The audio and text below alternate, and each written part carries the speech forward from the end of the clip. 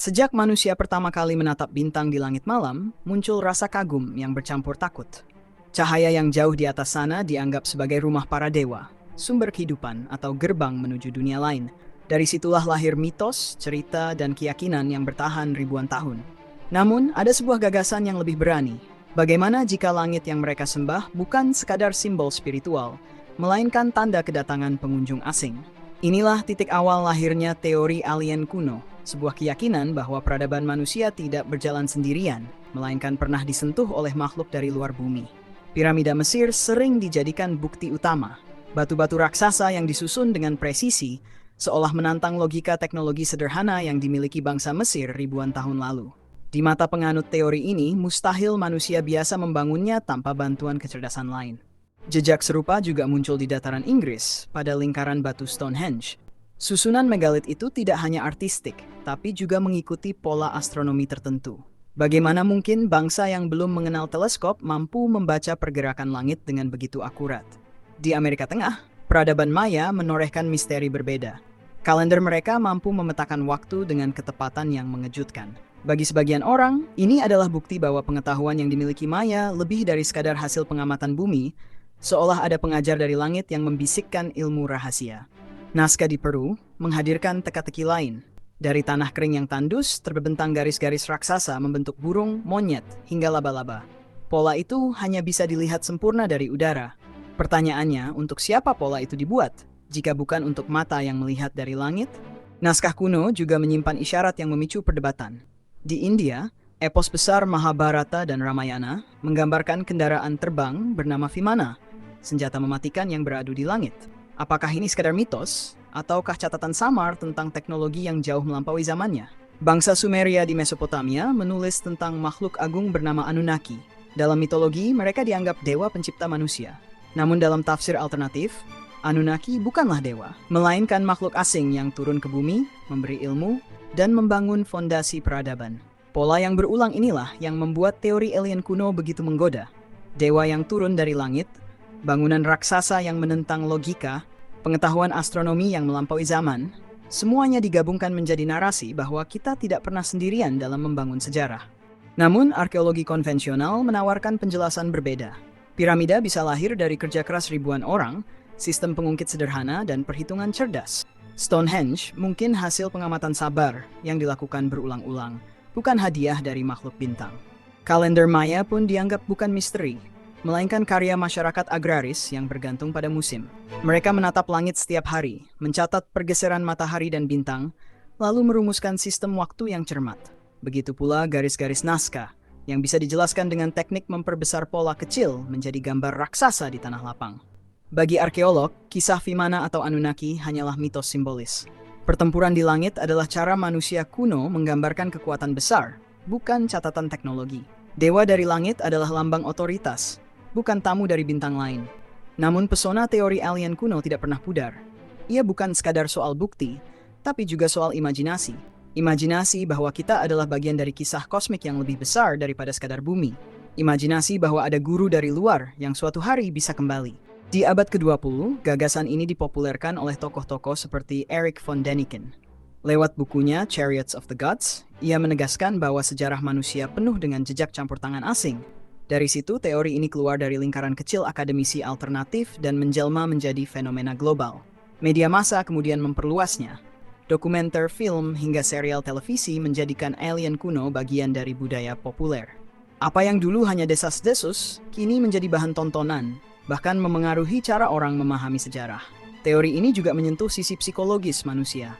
Kita ingin percaya bahwa ada sesuatu yang lebih besar dari kita, bahwa kita tidak sendirian, bahwa sejarah kita terhubung dengan rahasia bintang.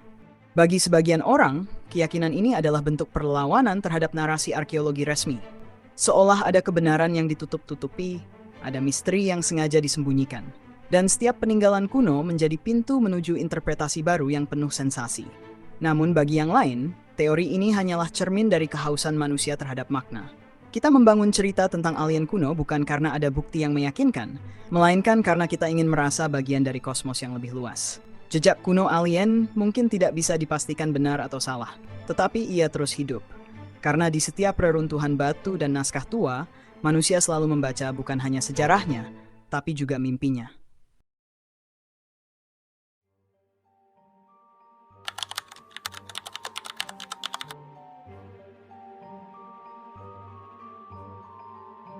Langit malam selalu menyimpan rahasia. Ada kalanya bintang tampak bergeser, ada cahaya yang melintas, dan ada benda asing yang tiba-tiba menghilang. Dari situlah lahir istilah yang mendunia, Unidentified Flying Object atau UFO. Fenomena ini bukan sekadar cerita rakyat atau khayalan individu. Ia muncul dalam catatan resmi, laporan militer, bahkan investigasi pemerintah. UFO menjadi jembatan antara sains, misteri, dan konspirasi yang sulit dipisahkan. Tahun 1947 menjadi titik awal kegilaan modern tentang UFO. Di Roswell, New Mexico, sebuah objek misterius jatuh di gurun. Militer Amerika Serikat sempat mengumumkan bahwa mereka menemukan piring terbang. Namun, tak lama kemudian pernyataan itu ditarik, diganti dengan penjelasan, hanya balon cuaca yang jatuh. Penarikan pernyataan inilah yang menyalakan api kecurigaan. Bagi sebagian orang, itu bukti ada kebenaran yang sengaja ditutup-tutupi. Apalagi, kesaksian warga menyebut adanya logam aneh yang ringan namun kuat, serta tubuh makhluk asing yang konon diamankan pihak militer. Roswell pun menjelma legenda. Dari sekadar kecelakaan di gurun, ia berkembang menjadi simbol konspirasi global. Narasi yang tumbuh, pemerintah menyembunyikan bukti kontak pertama dengan alien dan menyimpannya di pangkalan militer rahasia. Nama Area 51 pun mencuat, sebuah pangkalan di Nevada yang sejak lama dijaga ketat. Bagi para teoris konspirasi, tempat ini bukan sekadar lokasi uji coba pesawat tempur, melainkan laboratorium rahasia untuk meneliti teknologi alien yang ditemukan di Roswell.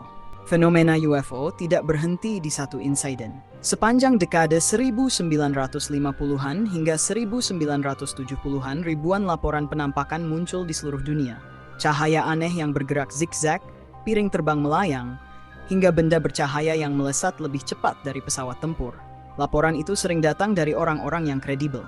Pilot, tentara, hingga insinyur mengaku melihat objek yang tidak bisa mereka jelaskan. Beberapa bahkan terekam radar, membuat sulit bagi militer untuk mengabaikannya.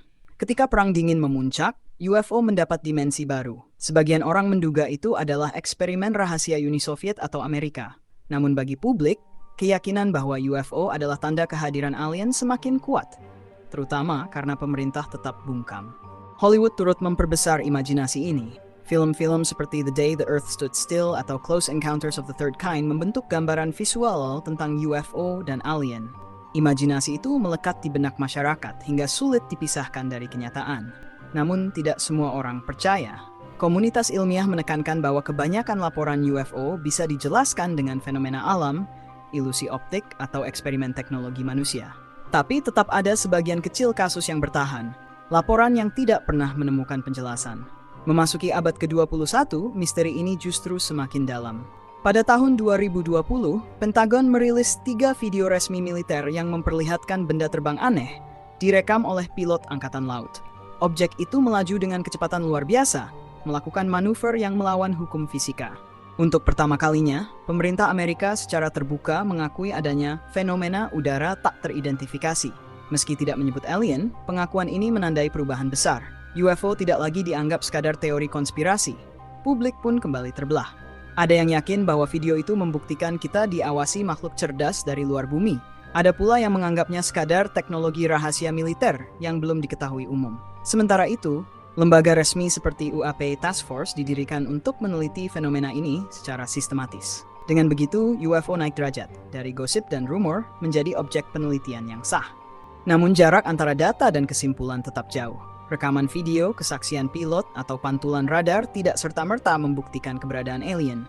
Tetapi ketidakjelasan itu justru memberi ruang bagi konspirasi untuk tumbuh semakin liar. Roswell tetap menjadi magnet utama. Setiap tahun, ribuan orang berziarah ke kota kecil itu, menghadiri festival UFO, dan merayakan misteri yang belum terpecahkan. Dari gurun tandus lahir industri wisata, buku, film, bahkan keyakinan baru tentang posisi manusia di alam semesta. Fenomena UFO akhirnya menjadi cermin dari ketakutan, harapan, dan imajinasi manusia. Apakah yang kita lihat di langit benar-benar tamu dari bintang, atau sekadar refleksi dari rasa ingin tahu kita yang tak pernah puas?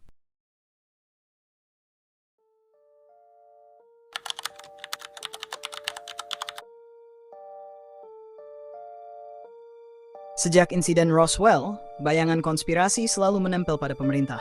Bagi publik, bukan hanya tentang UFO di langit, tapi juga tentang tangan-tangan berkuasa yang diduga menyembunyikan kebenaran. Area 51 di Nevada menjadi simbol utama dari rahasia itu. Pangkalan militer ini begitu dijaga ketat, hingga setiap upaya mendekat berisiko berhadapan langsung dengan pasukan bersenjata.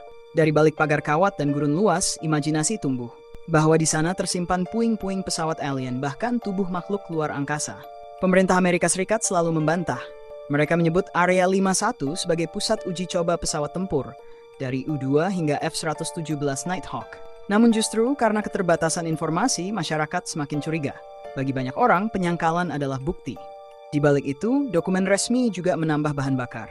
Program Project Blue Book yang dijalankan Angkatan Udara Amerika Serikat dari 1952 hingga 1969 mencatat ribuan laporan UFO. Mayoritas dijelaskan sebagai fenomena biasa, tapi ada ratusan kasus yang tetap tidak dapat dijelaskan. Dan ketika program ini ditutup, publik bertanya, mengapa berhenti jika misteri belum selesai? Tidak hanya Amerika. Uni Soviet, Tiongkok, hingga negara-negara lain juga tercatat memiliki laporan resmi tentang fenomena udara tak dikenal. Namun, semua informasi sering terkunci dalam arsip militer. Pola ini menimbulkan kecurigaan. Apakah ada konsensus global untuk menutup rahasia tentang alien? Di era modern, istilah baru muncul. UAP, Unidentified Aerial Phenomena. Pergeseran istilah ini dianggap sebagian orang sebagai strategi pemerintah untuk mengendalikan narasi. Bukti lain datang dari kebocoran informasi. Mantan pejabat militer, pilot, bahkan kontraktor pertahanan pernah mengaku melihat bukti adanya teknologi non-manusia. Sebagian besar kesaksian ini sulit diverifikasi, tapi cukup untuk menyalakan api konspirasi. Edward Snowden, mantan kontraktor NSA, pernah mengungkap ribuan dokumen rahasia.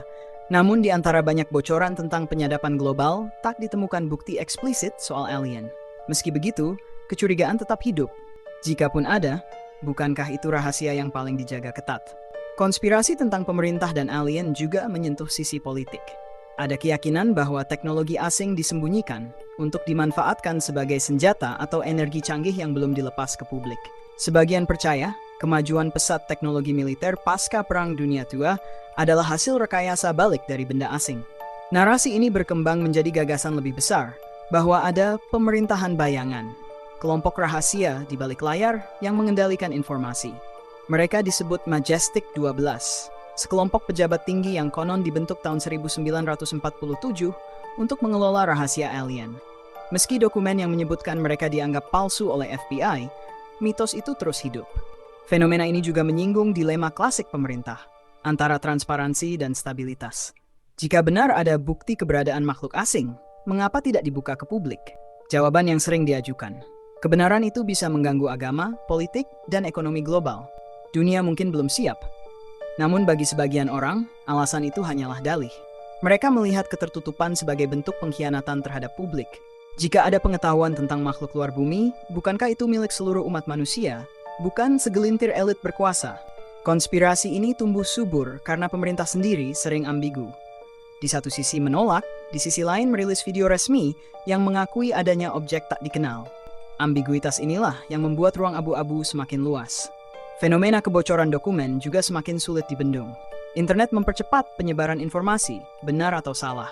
Setiap foto buram, rekaman samar, atau memo rahasia bisa dengan cepat memicu gelombang spekulasi baru. Di titik ini, misteri bukan hanya tentang UFO, tetapi tentang politik kerahasiaan. Tentang bagaimana informasi dikendalikan, bagaimana narasi dibentuk, dan bagaimana publik dijaga agar tidak terlalu banyak tahu. Teori yang paling ekstrim bahkan menuduh adanya perjanjian rahasia antara pemerintah bumi dengan bangsa alien. Kesepakatan yang konon memberi akses teknologi sebagai imbalan atas eksperimen atau sumber daya tertentu. Tidak ada bukti nyata, tapi cerita ini terus dipelihara dalam budaya populer. Kebingungan ini menciptakan jurang antara rakyat dan negara. Setiap penyangkalan dianggap kebohongan, setiap pengakuan dianggap setengah kebenaran. Konspirasi pun menjadi alat untuk memahami dunia yang terlalu kompleks untuk dijelaskan secara sederhana. Di tengah ketidakpastian, satu hal yang jelas, pemerintah memiliki rahasia. Apakah rahasia itu benar menyangkut alien atau hanya strategi militer biasa, tetap menjadi misteri. Namun di mata publik, ketertutupan itulah yang melahirkan keyakinan bahwa ada sesuatu yang lebih besar dari yang diakui. Dan selama kebenaran itu terkunci rapat, pertanyaan akan terus bergema. Apakah pemerintah benar-benar melindungi kita dari kepanikan? Atau justru melindungi dirinya sendiri dari pengungkapan terbesar dalam sejarah umat manusia?